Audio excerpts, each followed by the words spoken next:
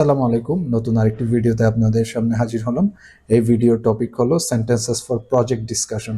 আপনি কোনো একটা প্রজেক্ট করতেছেন, এইটার ডিসকাশন কিভাবে করবেন এবং এই ডিসকাশন করতে 5টা ন্যাচারাল ইংলিশ আপনি কিভাবে বলতে পারেন, এই সিচুয়েশনটা আমরা ডিসকাস করার চেষ্টা করব।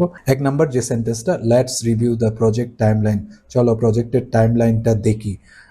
টাইমলাইন অনুযায়ী প্রোগ্রেস চেক করতে পারেন। সো প্রজেক্টটা কখন শেষ হবে, কখন শুরু হবে, কোন সময় কি কাজ করতে হবে, তাহলে এইটা দ্বারা এইটা বোঝাবে। এই সেন্টেন্সটা দ্বারা let's review the project timeline.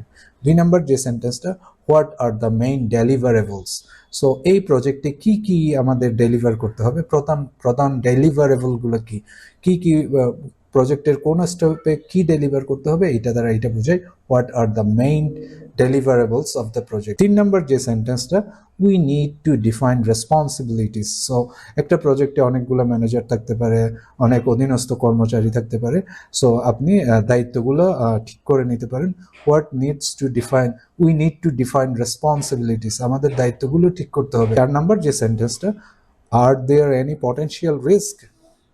কোনো সম্ভাবনা আছে কি, কোনো ঝুঁকির সম্ভাবনা কি আছে কি। 5 নাম্বার যে সেন্টেন্সটা, let's finalise the next step.